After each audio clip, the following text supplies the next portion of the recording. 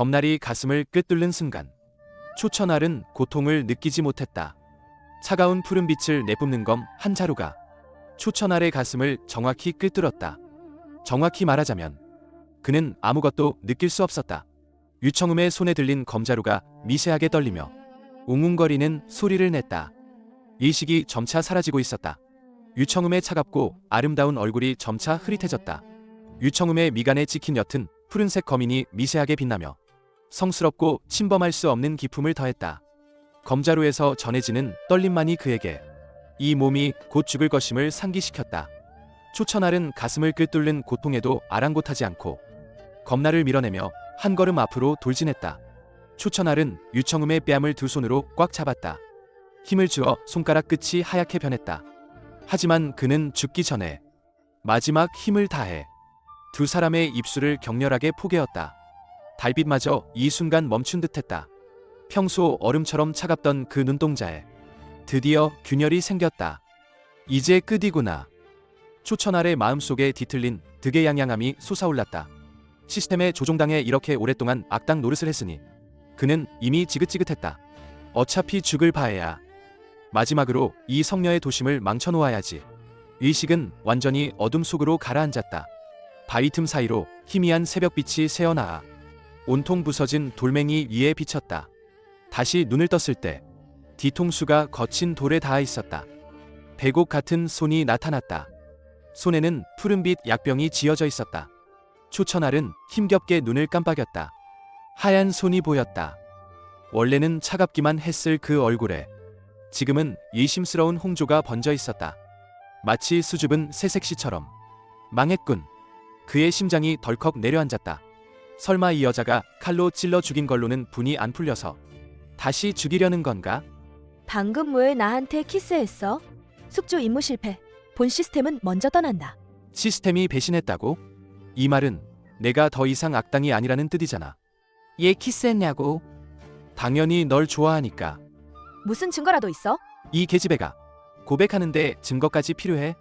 그는 자신과 그녀가 만난 이후 벌어진 일들을 하나하나 자세히 이야기했다.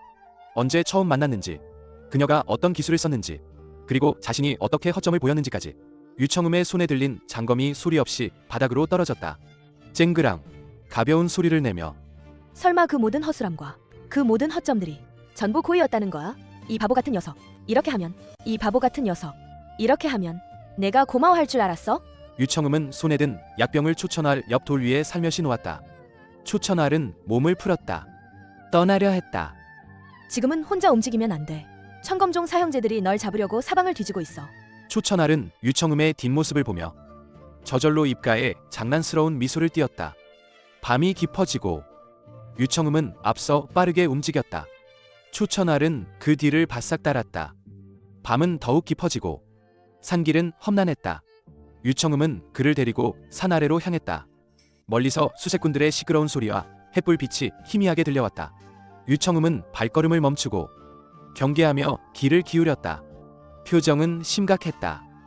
초천알은 오래된 나무에 기대어 바쁘게 움직이는 유청음의 모습을 지켜보았다. 나무 마차가 산길 위에서 심하게 흔들렸다. 바퀴가 자갈을 밟고 지나가며 삐걱거리는 소리를 냈다. 마차는 흔들리며 산길을 달렸다. 마차 안에서 유청음은 마음이 복잡했다. 정말 그를 보내줘야 할까? 그는 사문에서 죽이라고 지목한 사람인데. 유청음은 몰래 고개를 돌려 맞은편에서 눈을 감고 기운을 조절하는 초천알을 곁눈질했다. 그녀는 경박한 미소를 띠고 있는 초천알을 훔쳐보며 안타까움이 다시 밀려왔다. 이 남자는 정말 평생 자신을 속일 작정이었구나. 초천알의 평온했던 얼굴이 갑자기 종이처럼 창백해졌다. 미간은 잔뜩 찌푸려졌다. 초천알은 갑자기 가슴을 움켜쥐었고 몸은 앞으로 심하게 기울어졌다. 초천알의 안색이 갑자기 변하더니 검은 피를 한 모금 토해냈다. 설마 유청음, 날 독살하려던 거였나? 난 마공을 수련하는데 내가 준 건 정기조화단이잖아. 초천알의 말이 끝나자마자 두 눈을 뒤집으며 힘없이 유청음의 어깨에 쓰러졌다. 유청음의 머릿속은 새하여졌다. 그녀는 황급히 마차 휘장을 걷었다. 아직 종문에 도착 안 했어? 곧 도착합니다. 유청음은 혼절한 초천알을 꼭 끌어안았고 눈가가 붉어졌다. 그녀의 표정은 극도로 초조했다. 넓은 돌길 양옆으로 석등롱이 희미한 빛을 발하며 앞길을 비추고 있었다. 마차는 활시위를 떠난 화살처럼 옛길을 질주하며 흙먼지를 일으켰다. 멀리 웅장한 청검종 산문의 윤곽이 안개 속에 희미하게 드러나 장엄함을 풍겼다. 마차는 산문의 그림자 속으로 돌진했다. 유청음은 초천하를 꼭 끌어안고 있었다. 마차의 흔들림에 그녀의 머리카락은 다소 흐트러져 있었다. 초천알의 입가에는 여전히 검은 피가 남아 있었고 두 눈은 굳게 감겨 있었다. 생사는 알 수 없었다. 유청음은 초천알을 내려다보았고 그녀 자신도 알아차리지 못한 부드러움이 눈빛에 스며 있었다. 마차는 종문 광장 앞에 급정거했다. 마부 3회가 마차에서 뛰어내렸다. 표정은 당황스러웠다. 종문 제자들이 검을 들고 에워쌌다. 햇불빛이 그들의 놀란 얼굴을 비쳤다. 유청음은 초천하를 안고 마차에서 내렸다. 한 걸음 한 걸음이 무겁고도 단호해 보였다. 달빛이 유청음의 새하얀 선녀 치마에 쏟아졌다. 치맛자락의 핏자국은 섬뜩할 정도였다. 유청음은 고개를 들어 종문 대전을 바라봤다. 그녀의 눈빛에는 전례 없는 고집이 서려 있었다. 초천알은 유청음의 품에서 손가락을 살짝 움직였다. 아직 미약한 의식이 남아있는 듯했다. 유청음은 품속의 움직임을 느끼고 고개를 숙였다. 그녀의 눈에는 한 줄기 기쁨이 스쳤다. 두 사람은 햇불과 달빛이 교차하는 가운데 점차 종문 대전의 그림자 속으로 사라졌다. 종문 옛길은 다시 고요해졌다. 바람에 몇몇 낙엽만이 맴돌 뿐이었다. 마차가 멈췄던 자리에 마른 잎 하나가 떨어졌다가 바람에 다시 휘말려 올라갔다. 멀리 하늘가에는 희미한 여명이 밝아오고 있었다. 새로운 하루가 곧 시작될 것을 알리며 천검종의 산문은 새벽빛 속에서 더욱 엄숙하고 웅장해 보였다. 천검종, 만검의 시조. 오늘 이변이 생겼다. 광장 중앙의 거대한 석검이 격렬하게 흔들렸다. 검신 틈새에서 잘게 부서진 돌가루가 튀어나왔다.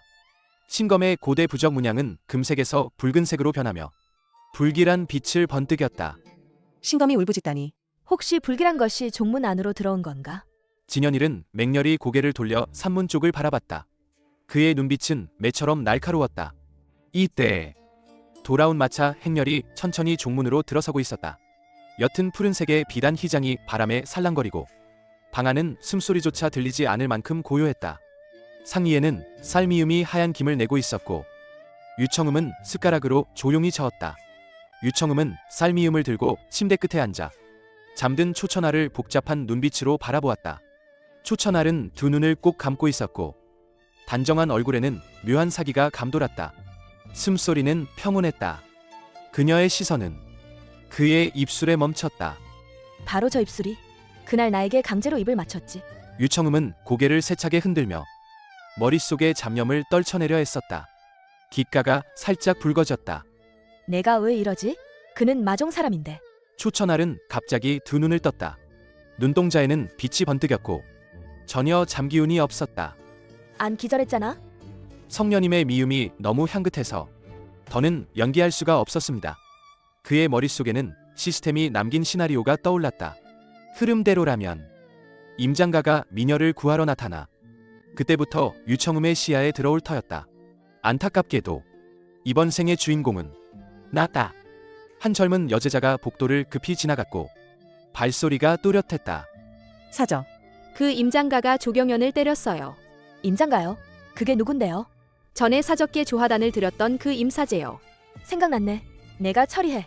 오늘 몸이 안 좋아서 아무도 만나지 않을 거야. 여제자, 명을 받듭니다. 몸을 돌려 빠르게 떠난다. 뒷모습이 점점 멀어진다. 정말 안 가? 그 녀석은 널 아주 숭배하던데. 내가 여기 있는데 내가 어떻게 가? 그 후 며칠 동안 두 사람은 점점 가까워졌다.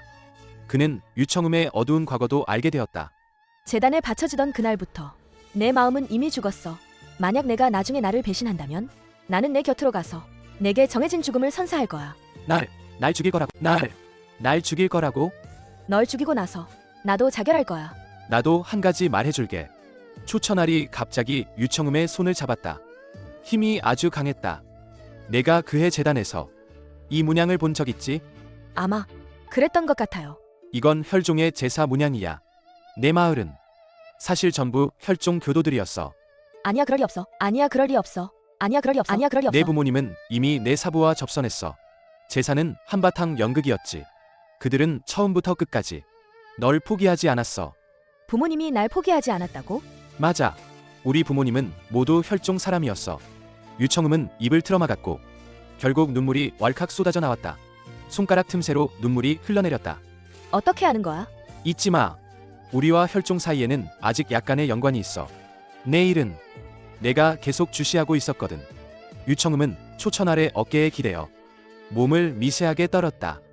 유청음의 넷째 사저 하묘우는 그녀의 수련 속도를 질투하고 있었다. 하묘우는 침전 밖에 멈춰서서 안에서 들려오는 울음소리를 듣고 귀를 쫑긋 세웠다. 하묘우는 몰래 문틈으로 다가갔고 눈빛은 음흉했다. 문틈을 통해 그녀는 초천알과 유청음이 마주보고 우는 희미한 모습을 보았다. 좋아. 감히 마종 놈과 어울려? 유청음, 이번엔 내가 어떻게 빠져나가는지 보자. 하묘우는 빠른 걸음으로 떠났고 그녀의 뒷모습은 복도 끝에서 사라졌다. 밤이 깊었지만 천검종의 위기는 이제 막 시작되었다.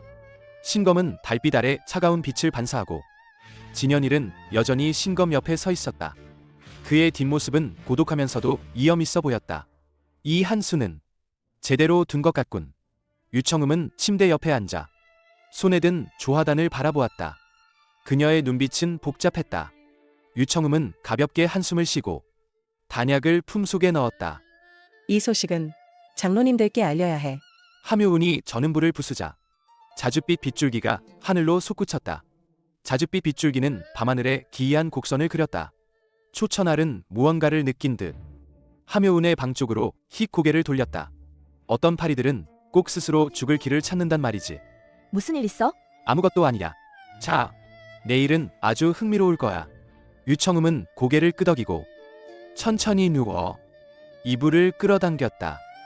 잠룡이 바다로 들어가듯 진정한 폭풍이 곧 닥쳐올 것이다. 초천알은 고개를 들어 밝은 달을 바라보았다. 달빛이 그의 검은 옷에 비쳤다. 멀리 주봉의 신검이 다시 한번 낮게 웅웅거렸다. 초천알은 책상 옆에 앉아 한 손으로 이마를 짚고 두 눈을 살짝 감았다. 그의 표정에는 극도의 피로감이 서려 있었다. 창밖으로 갑자기 여러 개의 검은 그림자가 스쳐 지나갔다. 이어서 어지럽고 무거운 발소리가 들려왔고 방 안의 정적을 깨뜨렸다. 초천알, 초천알은 갑자기 눈을 떴다. 그의 눈빛은 깊었다. 오른손은 무의식적으로 책상 위에 패도에 닿았다. 방문이 거대한 힘에 의해 완전히 부서져 열렸다. 문짝은 벽에 세게 부딪혔다. 하묘운이 앞장서서 들어왔다. 그녀의 입가에는 예기양양한 냉소가 걸려 있었다. 하묘운의 뒤로 기세가 침착하고 위험 있는 표정의 장로가 천천히 걸어 들어왔다. 검을 든 제자 몇 명이 빠르게 흩어져 포위망을 형성했다. 장로님, 제가 유청음과 마교놈이 깨끗하지 못하다고 했잖아요. 이제 현행범으로 잡혔으니 더 이상 무슨 변명을 할 건가요? 장로는 미간을 찌푸렸다. 몸에서 희미한 선문 위압감이 흘러나왔다. 번개 같은 눈빛으로 초천알을 심사했다. 초천알의 머릿속에 빠르게 스쳐 지나갔다. 선지자, 기억. 그는 갑자기 차갑게 콧방귀를 뀌었다. 얼굴에는 광기 어린 사악한 미소가 떠올랐다. 초천알은 맹렬히 솟아올라 오른손으로 유청음의 하얀 목을 독수리 발톱처럼 꽉 움켜쥐었다. 그녀를 통째로 자기 앞으로 끌어당겼다. 이런, 유청음, 내가 실어간 틈을 타 사람을 불렀단 말이지? 유청음은 목이 졸려 숨쉬기 힘들어했다. 그녀는 초천알의 눈빛을 보고 순식간에 상대의 의도를 알아차렸다. 내 몸속 독약이 발작할까 두렵지 않아? 유청음은 고통스럽고 두려운 표정을 지으며 협조했다.